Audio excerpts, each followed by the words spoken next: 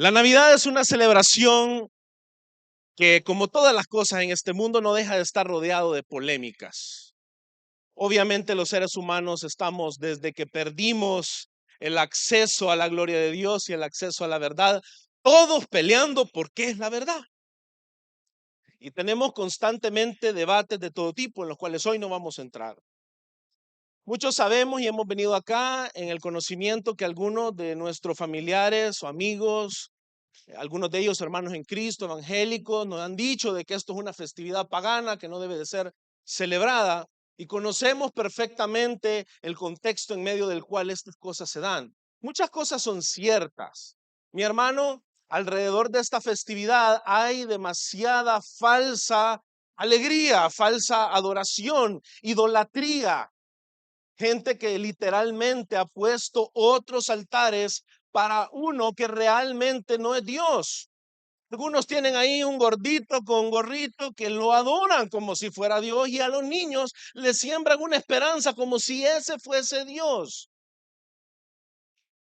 Dios deja de estar en el centro entonces, no solo de la Navidad, mi hermano, sino de todas las cosas. Yo le diría a estos hermanos, declaremos pagana la vida entera. Porque realmente todos los días del hombre se vuelven centrados alrededor de los ídolos. Por ende, aquellos que quieren centrarse en atacar una fecha como pagana, creo que tienen que replantearse más bien dónde debe de comenzar la reestructuración de la verdadera adoración al único Dios verdadero y a su Hijo Jesucristo, por medio de quien tenemos salvación. La razón que yo les digo a estos hermanos tienen se encuentra en toda esa falsa algarabía. Escuchaba el otro día yo viendo por un streaming lo que estaba sucediendo en El Salvador del Mundo cuando encendieron el arbolito de Navidad. Y junto con mi esposa veíamos al presentador cuando salían las luces maravillosas y aquel hermoso escenario. Con mi esposa nos preguntamos, yo le preguntaba a ella, amor, ¿y qué quiere decir eso para toda esa gente? El presentador dijo, que reine la felicidad, que reine la paz. Qué bueno verles a todos alegres acá. Yo me quedé, ¿qué es lo diferente? ¿Por qué debería reinar la paz? Porque está el amigo Turrón diciéndolo ahí. Porque todos nos ponemos de acuerdo en diciembre alrededor de un arbolito y se siente un ambiente de paz y de gozo. Y no, hombre, mira, no nos peleemos hoy porque es Navidad. Ok, en enero sí nos volvemos a agarrar. La celebración de Navidad, mi hermano, lamentablemente se ha vuelto ese nivel de hipocresía. Y por encima hoy en el modernismo y posmodernismo, la figura de Cristo ha sido intencionalmente removida. Por ende, el arbolito, las luces, tiempo de paz, noche de paz, hoy que reina la hermandad, y Cristo, que es la paz, que haya luz en nuestros corazones, y Cristo, que es la luz, están ausentes. Y entonces el mundo se llena de una celebración vacía, de una celebración triste, le diría yo, de una celebración sin sentido. Y quiere que yo le diga algo. La realidad de las cosas es que esto es lo que tendemos a hacer los seres humanos. Dice la palabra de Dios en Romanos 1 que lo que nosotros hacemos realmente es que detenemos la verdad en injusticia. Los seres humanos saben perfectamente, todos, que algo no anda bien. Todo hombre que nace en este mundo comienza a darse cuenta que algo no anda bien. Temprano en la vida, los chiquitines empiezan a dar cuenta que sus hermanitos les quieren quitar sus juguetes. Ellos mismos se los quieren quitar. Llegan a tener furia de hasta quererlos matar. Temprano en la vida los chiquitines se enojan porque sus papás también les quitan los juguetes como castigo y juran algún día poderse vengar, y uno diría qué terrible eso. El nivel de pecado comienza a ser visible desde que uno es pequeñito, y por eso le estoy trayendo el ejemplo de la mayor inocencia que podemos experimentar. Por ende, desde temprano los seres humanos empezamos a ver un problema, que estamos en una situación grave, y lo que empezamos a hacer es a detener la verdad en injusticia. Y eso tiene una razón. El versículo 1 del texto que acabamos de leer dice, y el hombre, entiéndase Adán, se unió a Eva, su mujer, y ella concibió y dio a luz a Caín, y dijo, he adquirido varón con la ayuda del Señor. Para Eva era ya conocido el contexto de esa ausencia de paz, de esa ausencia de amor, de esa ausencia de luz, de todas esas carencias a las cuales las vamos a llamar claramente pecado, enemistad con Dios. Eva lo sabía, Eva era testigo presencial, era hechora, era responsable con sus propias manos de comer, de tomar del fruto y de comer del fruto. Ella conocía lo que había pasado. Ella sabía que la palabra de Dios era certera, porque después de que la serpiente le mintió y le engañó, ella vio que verdaderamente el juicio de Dios vendría por la desobediencia. Y ahora Eva, sabiendo que Dios había dado una promesa en Génesis 3, del 14 al 15, y se lo voy a leer yo rapidito, mientras el Señor está pronunciando el juicio sobre la serpiente, dice, y el Señor Dios dijo a la serpiente, por cuanto has hecho esto, maldita serás más que todos los animales y más que todas las bestias del campo, sobre tu vientre andarás y polvo comerás todos los días de tu vida. Pondré enemistad entre tú y la mujer. Y aquí Eva escuchó la voz de Dios, guardó estas palabras en su corazón. Y entre tu simiente, es decir, su descendencia, sus hijos, y su simiente, él te herirá en la cabeza y tú lo herirás en el talón. Para Eva, la promesa de que su simiente le daría una herida letal en la cabeza a la serpiente, que había vencido, que había seducido al pecado a su esposo Adán y a ella por consiguiente. Esa esperanza resonaba en el corazón de Eva. Y en este versículo 1, cuando encontramos el nacimiento de Caín, vemos que el hombre, que este Adán se unió a Eva, y ella concibió y dio a luz a Caín. Ella dijo, he adquirido varón con la ayuda del Señor. Para Eva, esto era la nueva esperanza. Su simiente había nacido, Caín había nacido. Y ella decía, este hombre que he concebido de Adán, de aquel que pecó, de aquel que falló, que fue expulsado del Edén por su desobediencia, de él he adquirido una descendencia, y con la ayuda del Señor he adquirido varón, y este varón será quien va a aplastar la cabeza de la serpiente. Mi hermano, la situación de Eva es la situación de todos nosotros fuera de Cristo Jesús. Nos esperanzamos que nuestros frutos humanos, que nuestra capacidad, que aquello que nosotros hacemos en la carne, que como pecadores vamos a lograr vencer al pecado.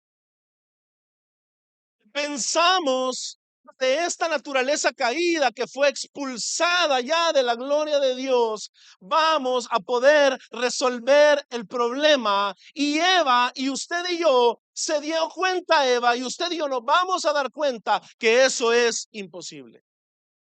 El hijo de Adán pronto dio los frutos de Adán. Si usted observa lo que sucede más adelante, usted se va a dar cuenta. Pero yo quiero que usted vea conmigo un poquito lo que la escritura enseña sobre los hombres. Génesis 6:5.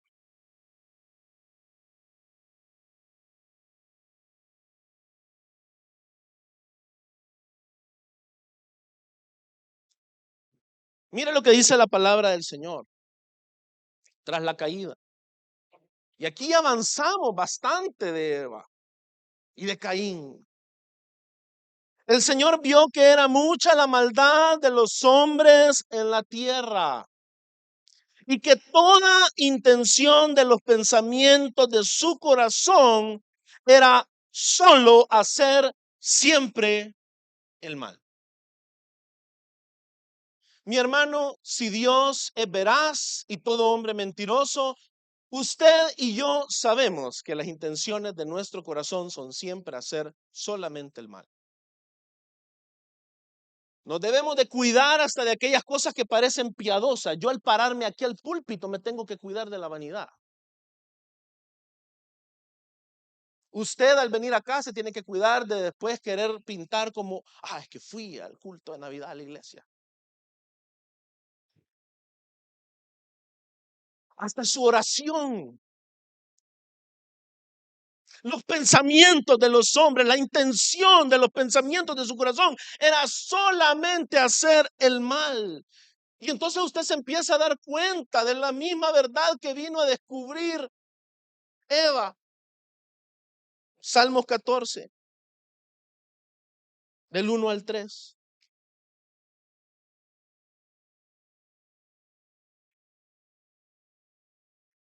Fíjense lo que dice la palabra de Dios. Los salmos tienen un contexto, la nación de Israel ya establecida. Y uno podría decir, entonces aquí ya el reino de Dios fue establecido en Israel, hay un rey en el trono de Jerusalén. Fíjese lo que dice el salmista. El necio ha dicho en su corazón, no hay Dios. Todos se han corrompido, han cometido hechos abominables. No hay quien haga ¿qué? El bien. Ok, noche de paz, noche de amor. Hoy hagamos el bien. ¿Qué le dice usted la palabra de Dios? No se lo estoy diciendo yo. ¿Qué le dice su Biblia? No hay quien haga el qué? El bien. El Señor ha mirado desde los cielos sobre los hijos de los hombres para ver si hay alguien que entienda, alguien que busque a Dios. ¿Y cuál fue el resultado? Todos se han desviado, a una se han corrompido. Óigame bien, no hay quien haga el bien, no hay siquiera uno. Sí, y ahí está incluido usted, y ahí estoy incluido yo, y ahí está incluido todos aquellos que nacimos del vientre de una madre. Esto es precisamente el drama al que se estaba enfrentando Eva. Ella lo estaba viendo por primera vez en la humanidad. Y hoy se ha trasladado por generaciones hasta que hemos llegado a esta generación y las generaciones que siguen por venir. Si volvemos a Génesis 4, yo quiero que leamos del versículo 2 al 6 para que usted vea lo que ocurre. Después de que Eva dijo, he adquirido varón con la ayuda del Señor. Dice el versículo 2, después dio a luz a Abel, su hermano, y Abel fue pastor de ovejas. Y Caín fue labrador de la tierra. Más adelante vamos a hablar un poquito de eso. Al transcurrir el tiempo, Caín trajo al Señor una ofrenda del fruto de la tierra. También Abel, por su parte, trajo de los primogénitos de sus ovejas de la grasa de los mismos. El Señor miró con agrado a Abel y su ofrenda, pero no miró con agrado a Caín y su ofrenda. Caín se enojó mucho y su semblante se demudó. Entonces el Señor dijo a Caín: ¿por qué estás enojado?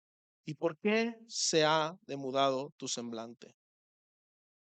Yo quiero que usted note algo. De entrada, lo que sucede acá al haber dos hijos, dos humanos, es las rencillas.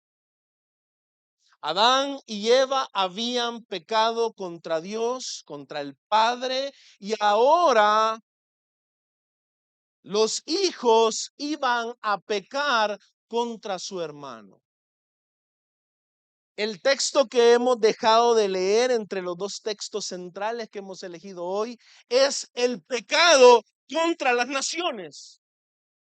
Es decir, el pecado inicia individualmente hacia Dios y al haber el pecado inicial hacia Dios, se rompe el vínculo del amor y ahora nos volvemos odiosos, dice Pablo en Tito, odiándonos unos a otros.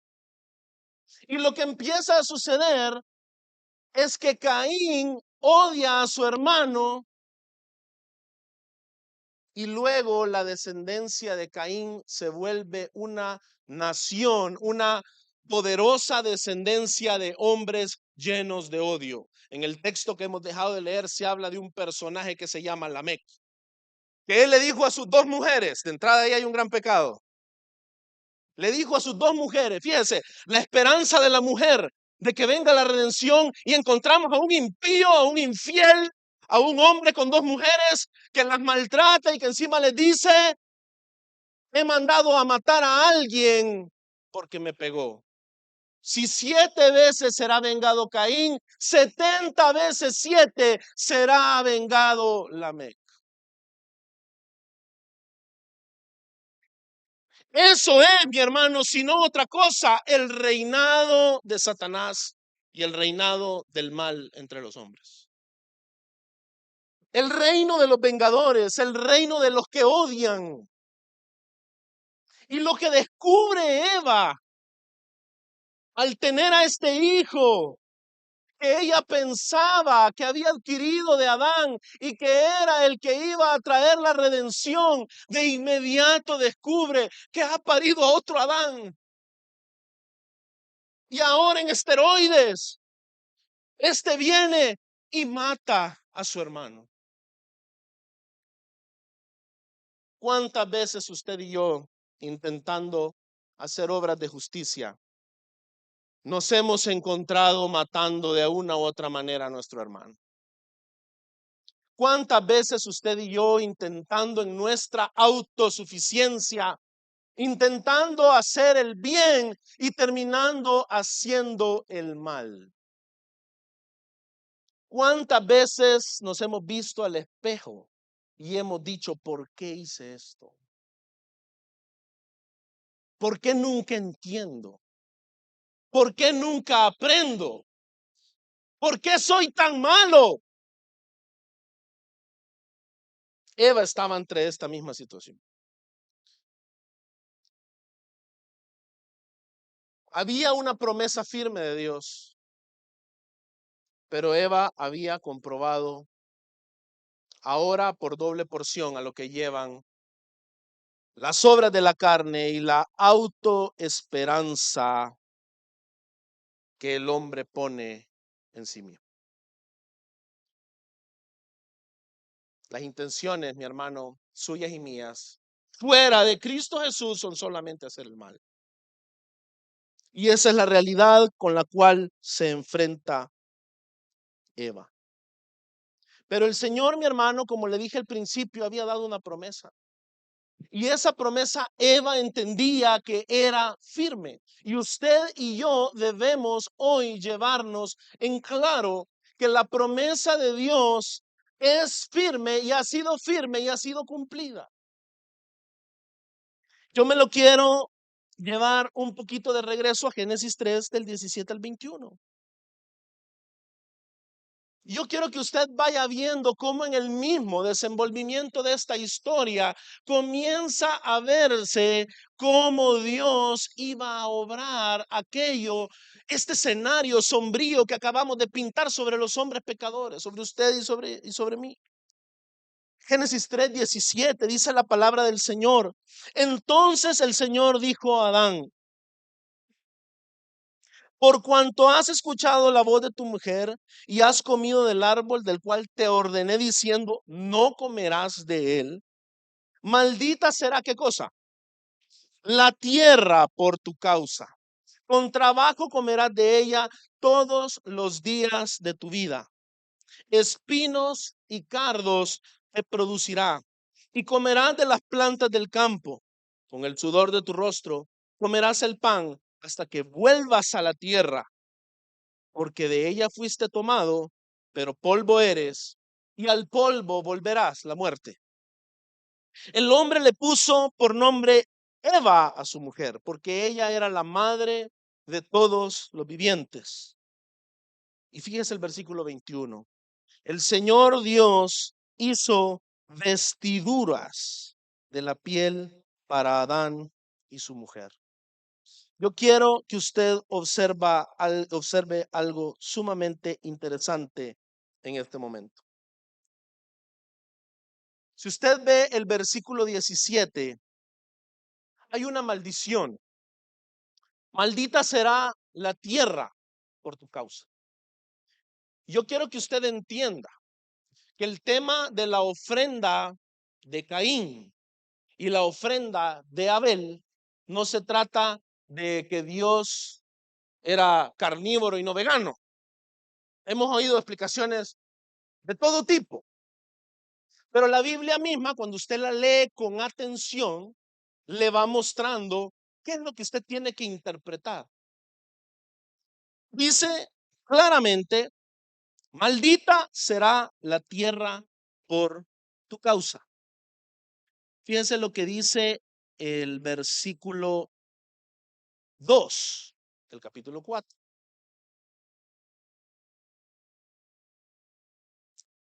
Después dio a luz a Abel, su hermano, y Abel fue pastor de ovejas,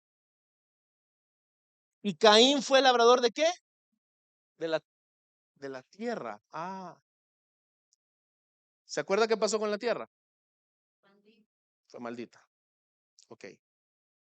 ¿Qué tipo de frutos estaba tratando de presentar Caín delante del Señor? El fruto de la tierra. Él pretendía que de la maldición, como si no había existido una maldición, ¿me entiende? Ser descarado y presentarme delante del Señor como si no ha sucedido lo que ha sucedido, y yo te traigo el fruto de la tierra maldita. Pero ¿qué sucedió en el versículo 21 en el capítulo 3? Le vamos a dar otra hojita para atrás. Dice el versículo 21. El Señor Dios hizo vestiduras ¿de qué? De piel para Adán y su mujer y los vistió. Ok, piel, ¿de qué sale la piel? Ay, no había cuerina en esa. ¿Qué profesión representa qué, mi hermano? Caín y Abel estaban poniendo su esperanza en dos cosas bien diferentes. Caín ponía su esperanza en su misma maldición. Y lamentablemente es lo que el mundo busca hacer. Poner nuestra esperanza en aquello que Dios ya pronunció maldito. Sin embargo, Abel, observando aquellos pequeños destellos del evangelio que habían experimentado y vivido sus padres y que seguramente le habían transmitido, decidió buscar una profesión que lo acercase a la redención. No en la esperanza de sus propias obras, sino en la esperanza de un sustituto. Porque este pastor de ovejas ofrenda al Señor de lo más gordo.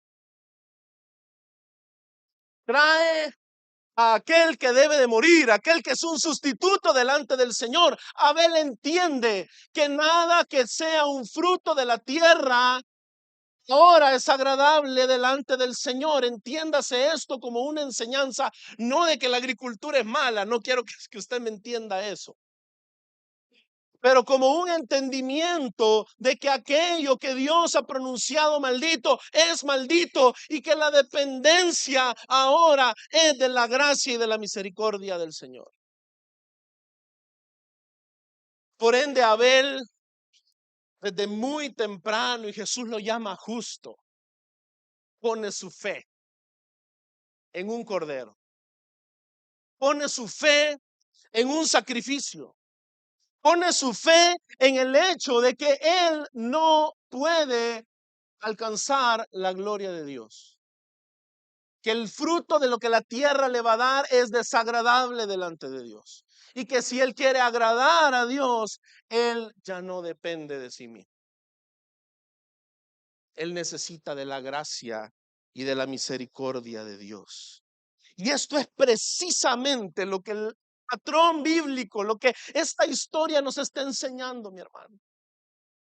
Y nosotros, precisamente en estas fechas y lo que hemos hablado, hoy va a reinar la paz, hoy va a reinar la hermandad.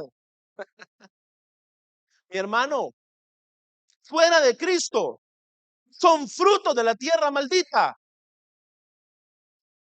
Y su rostro va a terminar demudado como el de Caín. Esa paz, esa hermandad. Hoy no nos demos duro, hoy es Navidad. ¿Usted piensa que eso es agradable delante del Señor? Claro que no es agradable delante del Señor. Le estamos trayendo frutos de la tierra y eso no es agradable delante de Él. Señor no se agrada de nuestro pecado. Señor no se agrada de nuestro pecado disfrazado de justicia. Mucho menos. Eso es abominable delante del Señor. Por ende, la Navidad no se trata de usted hoy, en este día, arreglar su arbolito, ponernos todo de rojo y venir y disfrazar nuestro pecado para que sea agradable delante de Dios. Hipocresía. Blasfemia delante del Señor. Desagradable delante de Dios. Un corazón que cree que en su propia fuerza y en su propia justicia y bondad va a agradar a Dios. Es decir, alguien que declara injusto el juicio de Dios. Eso es blasfemia, mi hermano.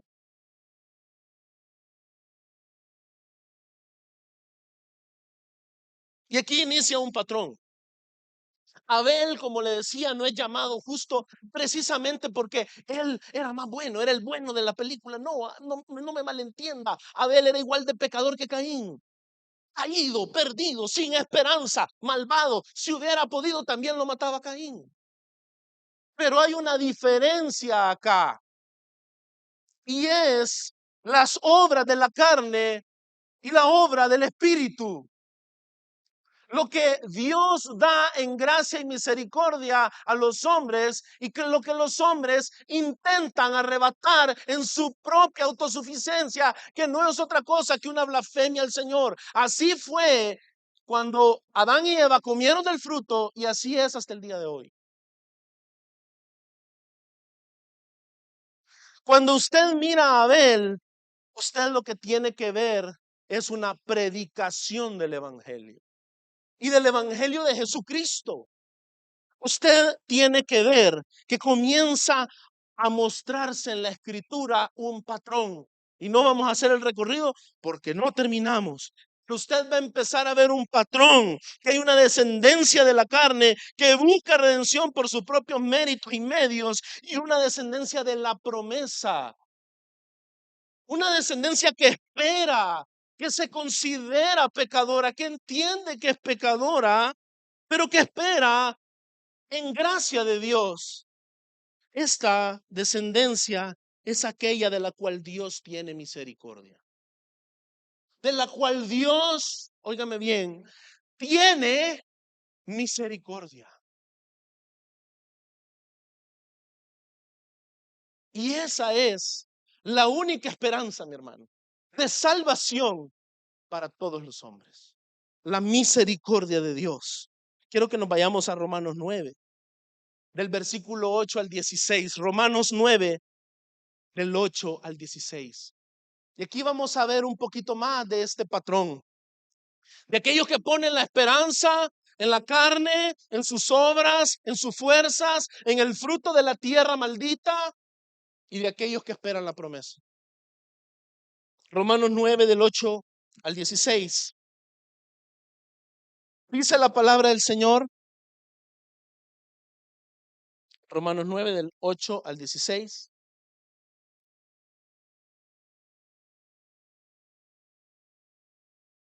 Dice, esto es, no son los hijos de la carne los que son hijos de Dios, sino los que son hijos de ¿qué? De la promesa. Son considerados como descendientes, porque la palabra de promesa es esta: por este tiempo volveré y Sara tendrá un hijo. Sara era estéril, para que lo agreguemos al contexto. Y no solo esto, sino que también Rebeca concibió. ¿Qué era Rebeca también? Estéril. Ah, incapacidad, mi hermano. Aquí está gritando incapacidad el texto. Es la obra de Dios, ¿se da cuenta? Es la obra de Dios, es la gracia y la misericordia de Dios. No solo esto, sino que también Rebeca concibió mellizos de uno, nuestro padre Isaac. Porque aún los mellizos no habían nacido y no habían hecho nada, ni bueno ni malo, para que el propósito de Dios, conforme a su elección, permaneciera. No por las obras. No, mi hermano, no por lo que usted puede hacer. No por lo que usted en su naturaleza caída, separada de la gloria de Dios puede hacer, que son trapos de inmundicia delante del Señor. No por las obras, sino por aquel que llama. ¿Quién es el que llama? Es el Señor. Se le dijo a Rebeca, el mayor servirá al menor. Si usted le puso atención al texto que acabamos de leer, en Génesis 4, el nacimiento de Abel es, y concibió otro hijo y le puso por nombre Abel. No tenemos mucha explicación. La esperanza de Eva había sido cifrada sobre Caín. Y eso a usted le tiene que hablar de la falsa esperanza que a veces los hombres, no a veces, siempre lejos de Cristo, los hombres ponemos en la carne. ¿Y sabe qué es lo que termina sucediendo? Que Dios ha escogido a lo débil de este mundo, a lo vil de este mundo, para avergonzar a lo fuerte. Abel, en quien no había esperanza, al menos expresa en el texto de Eva, es aquel que escucha la palabra de Dios y cifra su esperanza en la promesa. Y Dios nos dice, el mayor servirá al menor. Y esto no significa, no se vaya a llevar la falsa enseñanza de que acá los primogénitos de sus hijos son menos que el segundo o el tercero. No es eso lo que está diciendo la palabra. Pero nos está mostrando cómo el orgullo humano es humillado de esa manera. El Señor dice, ¿saben qué? De donde ustedes no se imaginan, yo los voy a salvar. De donde ustedes no tienen cifradas sus esperanzas, ahí está la esperanza. De donde ustedes son débiles, ahí yo me mostraré fuerte. Y ustedes serán fuertes en mí. Esto es lo que nos dice el Señor. Y nos lo dice en toda la Escritura. El mayor servirá al menor. Dice el versículo 13, tal como está escrito, a Jacob amé, pero a Esaú aborrecí. ¿Era Jacob un niño lindo? No. Alguno me va a decir, mira, esta es una cita de Malaquías. Sí, está hablando de dos pueblos ya. No solo está hablando de la cabeza de Jacob y Esaú, y está hablando de los edomitas, que son los de Esaú, y está hablando también de Israel, que es Jacob. Vámonos a Israel, pues. ¿Era Israel un niño bonito? No, se fue al exilio por blasfemar el nombre del Señor y por no respetar su reposo. Pero el Señor amó a Jacob. ¿Con qué méritos? Ninguno. ¿Sabe cuál mérito? La promesa. ¿Qué hizo Esaú? Para él la promesa era poca cosa. La vendió por un plato de lentejas. Su esperanza estaba puesta en su fortaleza, en su capacidad.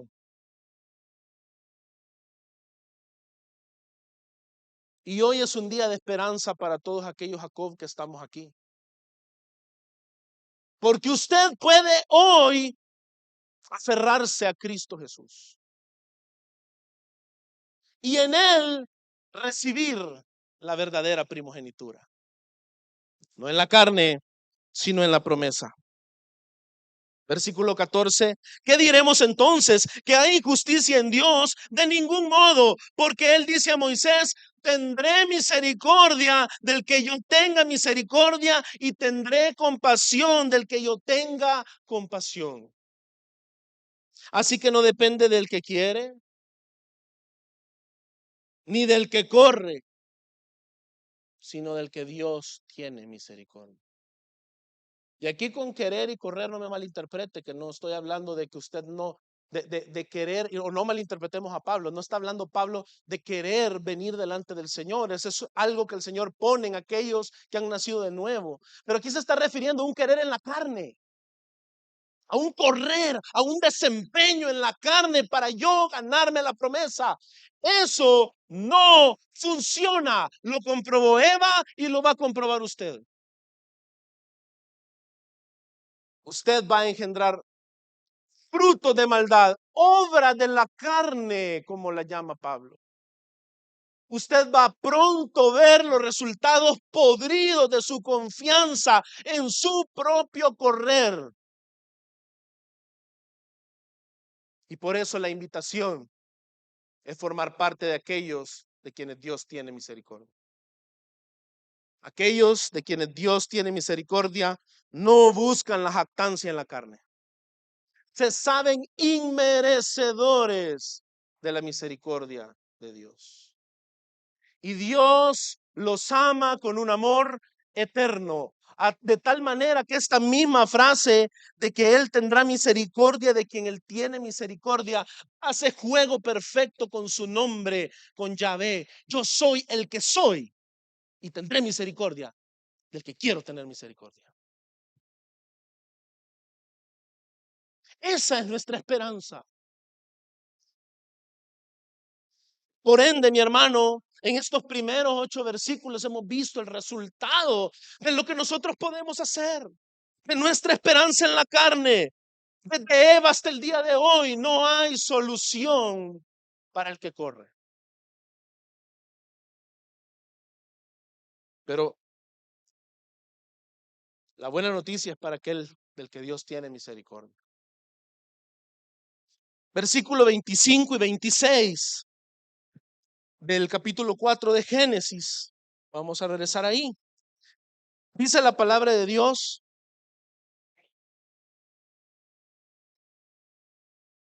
Génesis 4, 25 y 26 dice, Adán se unió otra vez a su mujer y ella dio a luz un hijo y le puso por nombre Set, porque dijo ella, Dios me ha dado otro hijo en lugar de Abel.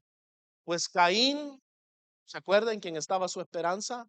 Lo mató. A Set le nació también un hijo y le puso por nombre Enos. Por ese tiempo comenzaron los hombres a invocar el nombre del Señor. Yo quiero que usted observe que ahora Eva ya no está poniendo su esperanza en el hecho de que Adán, su esposo, ha venido y ella ha concebido, sino que ahora ella está viendo la obra del Señor y está viendo cómo el Señor es quien restituye a aquellos que esperan en Él. Él es quien viene a salvar lo que se había perdido. El Hijo de Dios apareció para deshacer las obras del diablo. Por eso Jesús en Mateo 18 revierte las obras de Lamec.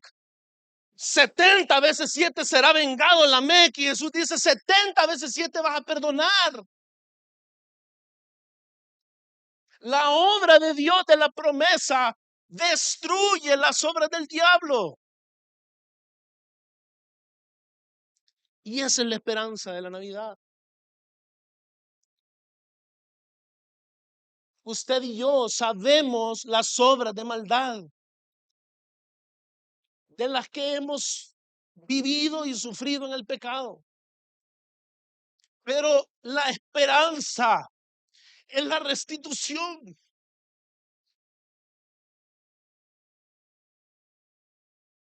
Cuando usted deja de confiar en sus fuerzas,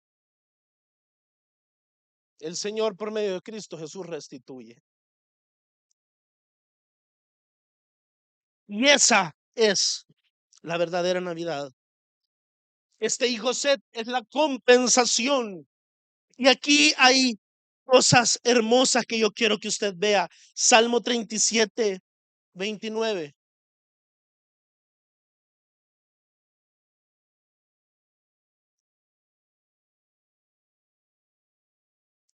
El texto que acabamos de leer es un texto que nos muestra la restitución de Abel, del justo Abel. Y acabamos de ver cómo esto termina en el nacimiento de Enós y cómo los hombres por aquel tiempo comenzaron a invocar el nombre del Señor.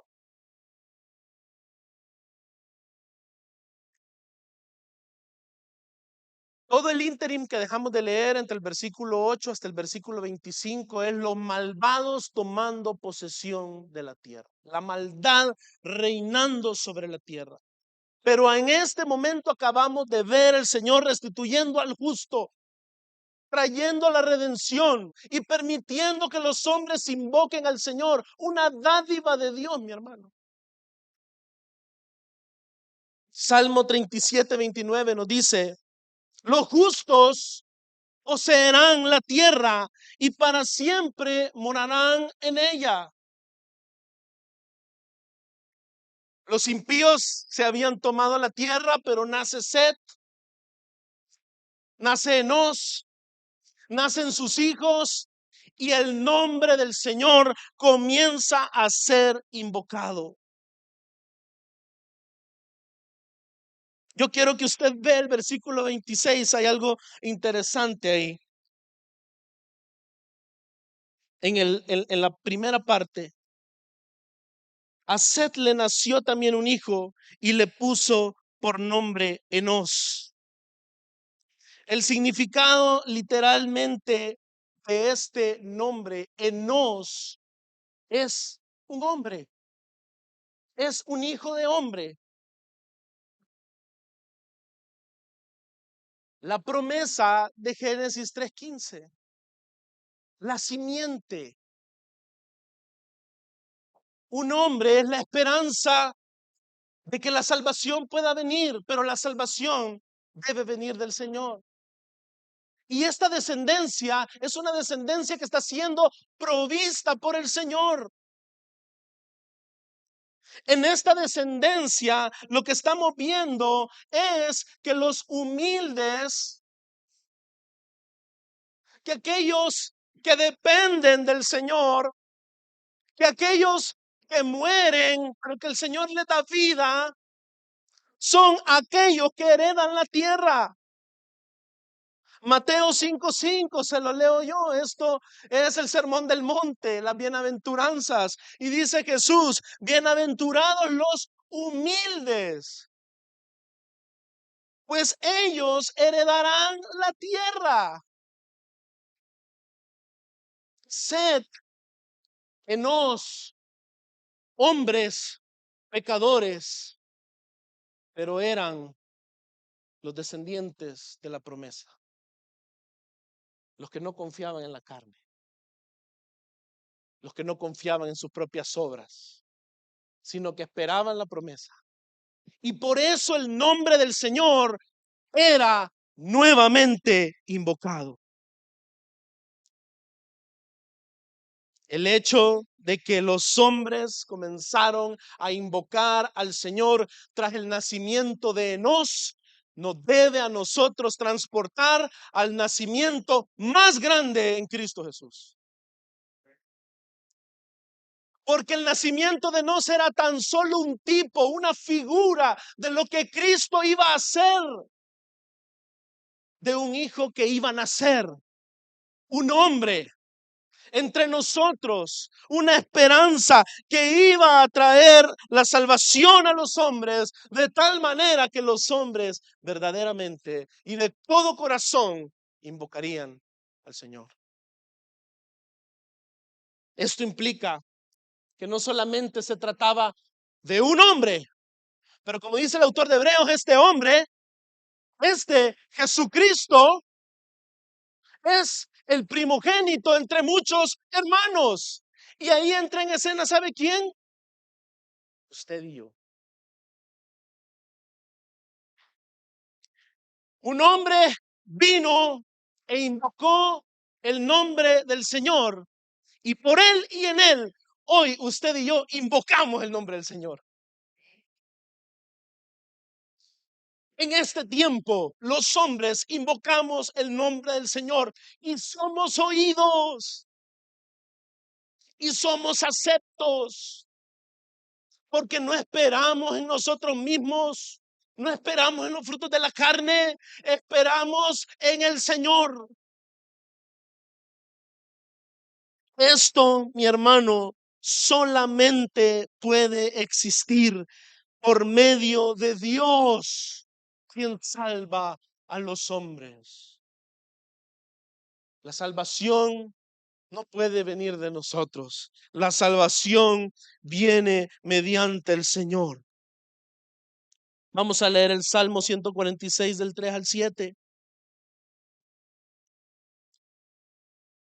Fíjese lo que dice la palabra del Señor en el Salmo 146 del 3 al 7. Reafirmando todo lo que hemos estado hablando. Dice el versículo 3: no confíen ustedes en príncipes, ni en hijo de hombre, en quien no hay salvación. Su espíritu exhala, él vuelve a la tierra, en ese mismo día perecen sus pensamientos. Bienaventurado aquel cuya ayuda es ¿quién? El Dios de Jacob, cuya esperanza está en el Señor, su Dios, que hizo los cielos y la tierra, el mar y todo lo que en ellos hay, que guarda la verdad para siempre, que hace justicia a los oprimidos y da pan a los hambrientos. El Señor pone en libertad a los cautivos. Este hombre entonces, Jesucristo, es Dios mismo, hecho hombre. Porque usted y yo no podemos poner la confianza en los hombres, hijos de Adán. Pero hay un hombre, Dios el Hijo encarnado, que vino a este mundo a nacer de una virgen. Y en él hay solamente salvación. Si bien es cierto, no podemos confiar en nuestros príncipes, sí podemos confiar en el príncipe de paz. Si bien no podemos confiar en los hijos que nos nacen a nosotros, sí podemos confiar en el Hijo que nos ha sido dado. en Cristo Jesús, Dios mismo entre nosotros. La invocación de los hombres al Señor puede solamente existir si es Dios quien se hace cercano a los hombres. Porque la Biblia es clara que los hombres estamos destituidos de la gloria de Dios. Y Dios se hace cercano a los hombres en la persona y obra de Jesucristo. El Hijo de Dios, quien vino al mundo y nació entre nosotros, hizo su tabernáculo entre nosotros. Verdadero Dios, verdadero hombre. Isaías 7:14 nos da ese anuncio. El rey Acaz, afligido por el embate de sus enemigos, el reino del norte se había aliado con Aram, venían contra ellos, él estaba desesperado, la salvación parecía no venir de ningún lado. Y Dios le da una señal que sobrepasaba su conflictito internacional de hace 3000 años. Es decir, Dios dejó ir un balazo de ahí hasta acá. Le respondió a Acaz y nos respondió a usted y a mí. Fíjese lo que dice. Por tanto, el Señor mismo le dará esta señal. Una virgen concebirá y dará a luz un hijo y le pondrá por nombre Emmanuel. Yo me imagino que Isaías, cuando usted lee el capítulo 8, usted dice, se pasó un poco el Señor con esa profecía. Porque tanto que así como que Emmanuel no es este brother, ¿verdad? Que nació aquí, porque usted va a ver que en el siguiente capítulo nace un niño. Y el Señor cumple precisamente lo que ha prometido, la derrota de los enemigos de Judá a manos de los asirios. Es decir, la palabra de Dios es certera. Pero aquí quizá faltaba un poquito de interpretación, porque realmente lo que el Señor está diciendo, mira, es certero. En el siguiente capítulo yo te voy a demostrar que voy a vencer de esta manera a los enemigos, pero el verdadero enemigo, la muerte, el pecado, Satanás, serán derrotados a través de Emmanuel, de Dios con ustedes. Y esa provisión la daré yo mismo. Esa es la señal que yo les daré. Ustedes no pueden poner su esperanza en ningún hijo de Adán. El Hijo de Dios mismo vendrá y nacerá de una virgen. Y esa será su victoria. Por ende, nuestra esperanza debe de ser en aquel Hijo de la Virgen, aquel que vino al mundo. Isaías 9, del 6 al 7, dice más adelante el profeta.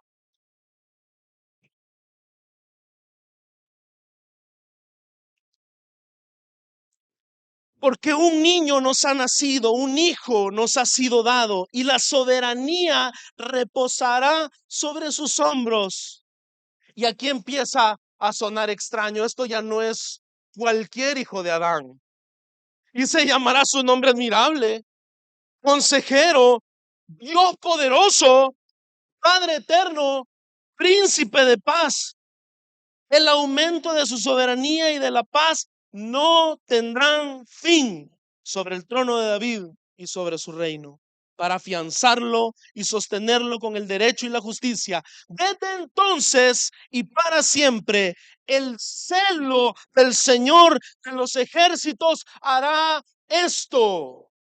La promesa del Señor fue firme con Acaz, que era un mal rey, por cierto, de Judá.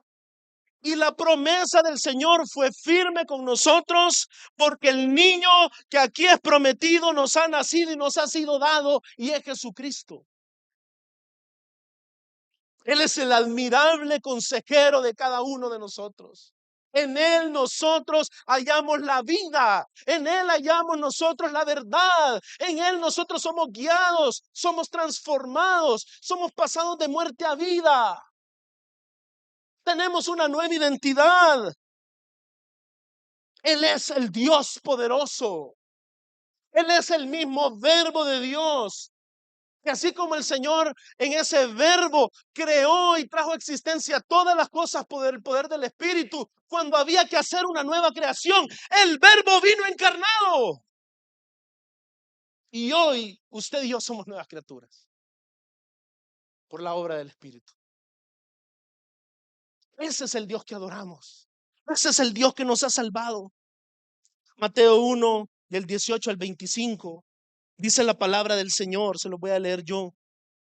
El nacimiento de Jesucristo fue como sigue: estando su madre María comprometida para casarse con José, antes de que se llevara a cabo el matrimonio, se halló que había concebido por obra del Espíritu Santo. Estaba iniciando una nueva creación, mi hermano. El Espíritu se movía de la misma manera que como se movía sobre las aguas al principio. Entonces José, su marido, siendo un hombre justo y no queriendo denunciarla públicamente, quiso abandonarla en secreto. Pero mientras pensaba en esto, se le apareció en sueños un ángel del Señor diciéndole: José, hijo de David, no temas recibir a María, tu mujer, porque el niño que se ha engendrado en ella es del Espíritu Santo. Este es el niño prometido allá en Isaías. Y dará a luz un hijo, y le pondrás por nombre Jesús, porque él salvará a su pueblo de sus pecados. Ya no de Aram, ya no de Israel, ya no de Egipto, ya no de Babilonia, hoy del enemigo de nuestras almas. Este es el Salvador. Y usted escuchó en Génesis que Eva daba a luz un hijo, y Eva daba a luz otro hijo, y Eva daba a luz otro hijo. Luego hablamos de Sara, luego hablamos de Raquel, y nos podríamos cansar, pero acá viene la promesa. La Virgen María da a luz un hijo, y este hijo es concebido del Espíritu. Es el verbo de Dios mismo, el que va a traer la nueva creación donde no había nada bueno. Así como la creación es de la nada, la nueva creación es de la nada, usted no aporta nada. Dios mismo, por medio del Espíritu, dando nueva vida a los hombres. Dice el versículo 22, todo esto sucedió para que se cumpliera lo que el Señor había hablado por medio del profeta, diciendo: he aquí la Virgen concebirá y dará a luz un hijo y le pondrán por nombre Emmanuel, que traducido es Dios con nosotros. Mi hermano, el Señor es fiel a sus promesas. Y la promesa del hijo que nacería y le aplastaría la cabeza a la serpiente y a su simiente ha sido traída a la realidad en el nacimiento del Mesías, el Hijo de Dios. La segunda persona de la Trinidad, el Verbo de Dios, en quien fueron creadas todas las cosas y en quien todas las cosas existen, vino al mundo.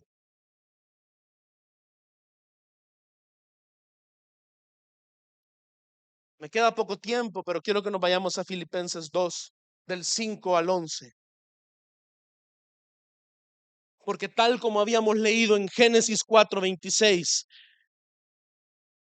el cierre de esos versículos nos dice: por ese tiempo comenzaron los hombres a invocar el nombre del Señor. Esto nos anunciaba una invocación mucho más grande de la que usted y yo nos pudiéramos haber imaginado.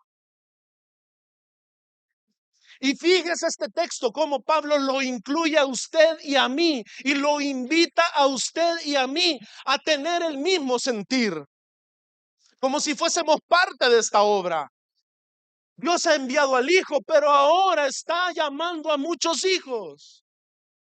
Fíjese lo que dice: haya pues en ustedes esta actitud que hubo también en Cristo Jesús. Mi hermano, eso es lo que se espera de usted. Y oiga lo que dice: el cual, aunque existía en forma de Dios, ya vimos que era Dios mismo, es Dios mismo, No consideró el ser igual a Dios como algo a que aferrarse, sino que se despojó, es decir, se humilló a sí mismo, tomando forma de siervo, haciéndose semejante a los hombres. Mi hermano, eso es maravilloso.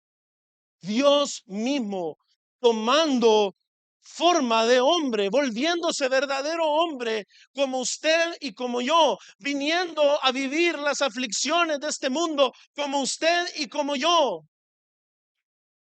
y hallándose en forma de hombre, se humilló él mismo, haciéndose obediente hasta la muerte, y encima de todo eso, la muerte humillante de la cruz.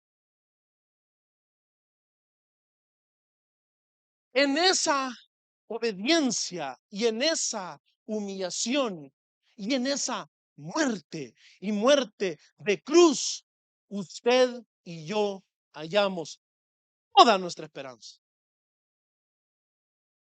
Porque aquel que existía en forma de Dios se hizo hombre, se humilló a sí mismo, vivió obedientemente como usted y yo no lo podemos hacer porque somos pecadores. Y encima de eso, pagó la deuda, el precio por su pecado y por el mío. El niño que nos ha sido dado nació para eso, para destruir las obras del diablo. Y en la cruz del Calvario, ahí clavó el documento de la deuda que nos era contrario.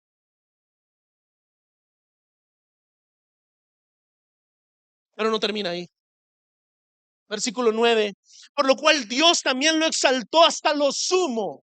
Y eso quiero que usted lo entienda este 24 de diciembre. Cristo Jesús está sentado a la diestra de Dios y está poniendo a sus enemigos por estrado de sus pies. Y le confirió el nombre que es, ¿sobre qué? Sobre todo nombre. ¿Y sabe para qué le confirió ese nombre? Para que al nombre de Jesús, ¿se acuerda usted lo que leímos en Mateo? Que le dijo el ángel a José que este niño se va a llamar Jesús.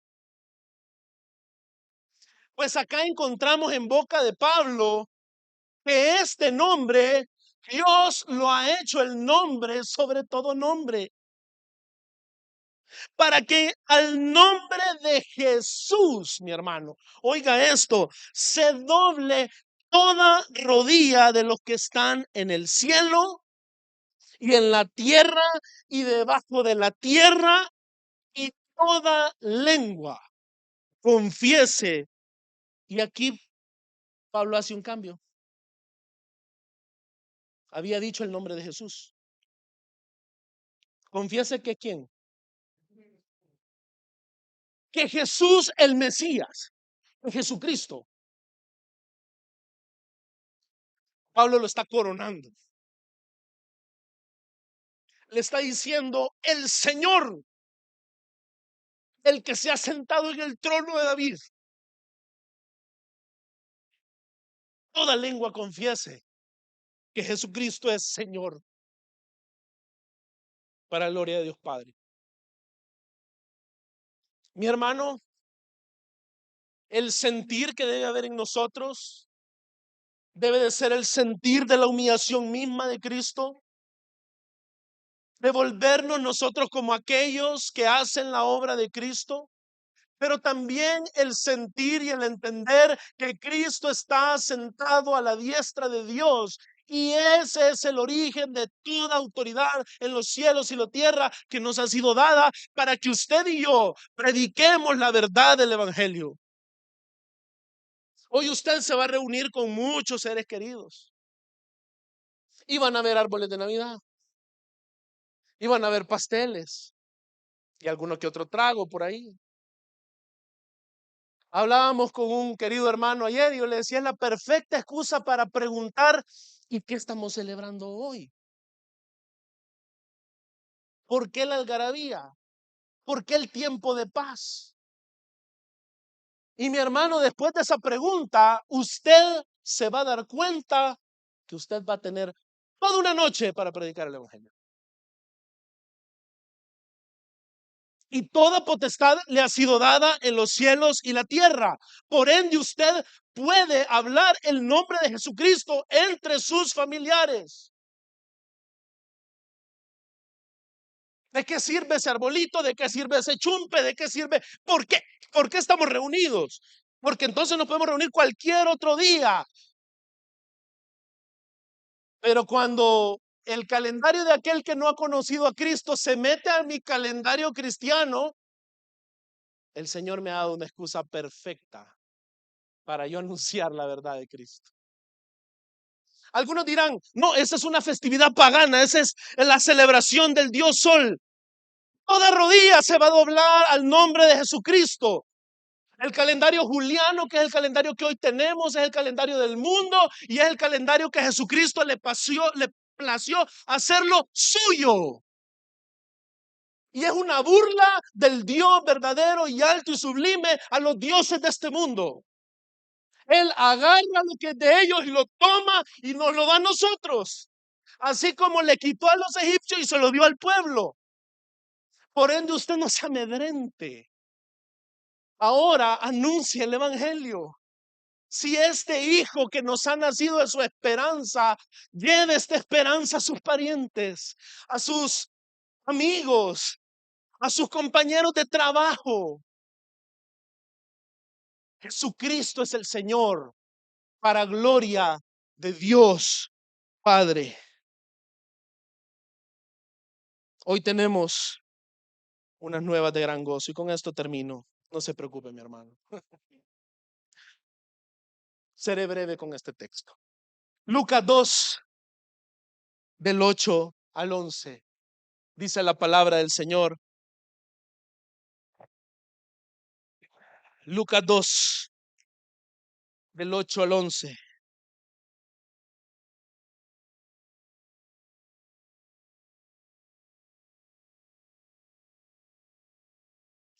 Como hemos estado aprendiendo a leer la escritura, nada es casualidad. Entonces, vamos a ver si usted ha visto un poquito lo que yo le he tratado de transmitir en este texto. Fíjese, Lucas 2, 8 dice, en la misma región había pastores que estaban en el campo, cuidando sus rebaños durante las vigilias de la noche. Si no la cachó, acuérdese de aquel que mataron. ¿Qué profesión tenía? Y un ángel del Señor se les presentó y la gloria del Señor los rodeó de resplandor y tuvieron gran temor. Pero el ángel les dijo, no teman, porque les traigo buenas nuevas de gran gozo que serán para todo el pueblo. A Abel, aquel pastor que murió, y a estos pastores que estaban hoy despreciados por la sociedad en ese momento, les vinieron las nuevas de gran gozo.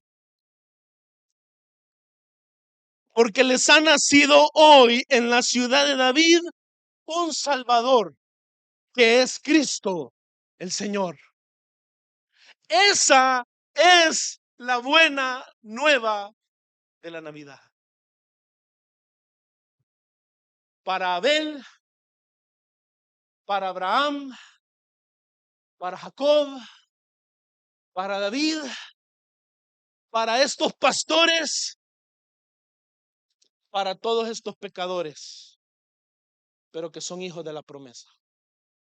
Aquellos de quienes Dios tiene misericordia. Nos ha nacido en la ciudad de David, tal cual prometió el Señor, un Salvador, Cristo, el Señor. Vamos a orar.